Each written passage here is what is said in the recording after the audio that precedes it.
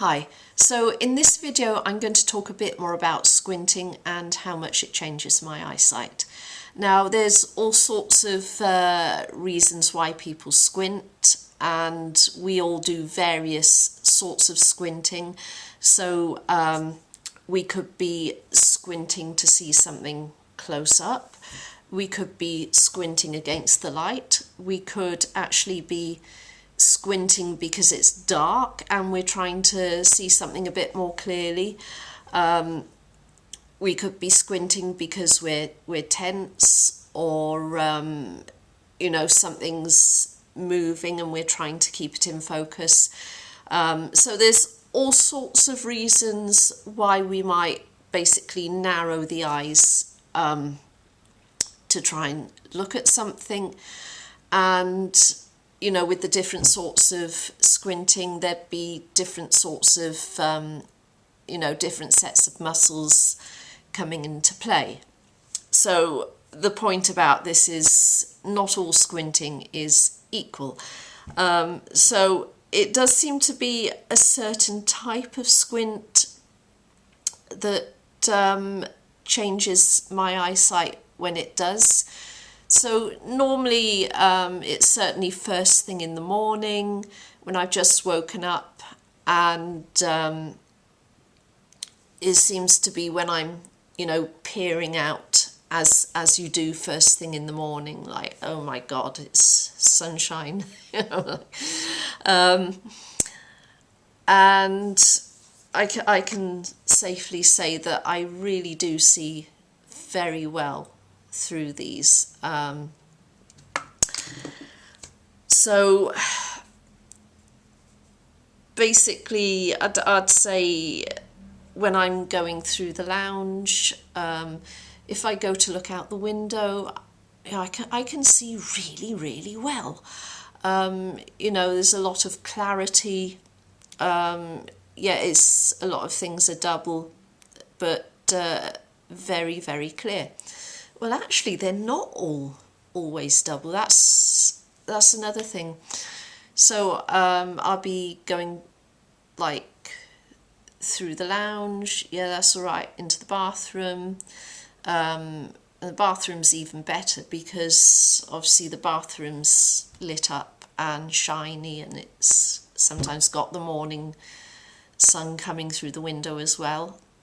And then probably get as far as maybe brushing my teeth, and then it will start going about then. So is that sort of squint. I've just got up. I'm probably quite relaxed in the shoulders actually. So and when you're squinting to try and to putting that extra bit of effort into to see something or to shut out the light, whatever, it's not just the eye muscles that come into play. It'll be your jaw, it'll be your neck, it'll be your shoulders as well.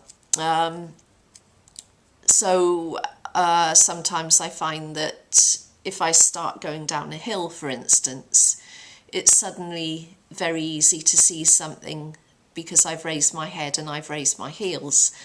And I think it's exactly the same thing, whatever it is, that the same squint that I'm doing first thing in the morning, because you'd think, well, yeah, okay, if squinting changes your eyesight, we'd all have huge variances just because we were squinting at something, and obviously that's not the case.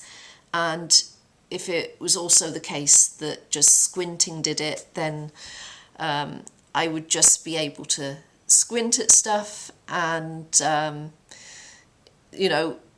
be able to use the same glasses, or not squint at stuff and be able to use the same glasses. That would be more ideal. But my point is it's not always the same conditions. So it's not always the same type of squint. So it's the narrowing, maybe a little bit upward position of the eyes first thing in the morning, before I start staring at stuff a lot. So I'm not blinking, if you know what I mean. And what typically happens is I'll see something and then it will disappear. So I'll be looking at something, or I won't be trying to look at things, is the point. I'll just be like looking out into the distance, as it were, and I will get a very completely clear image. It could be a road sign ahead, or detail on a building, or the bus, the announcement board, the destination board on the bus right at the front.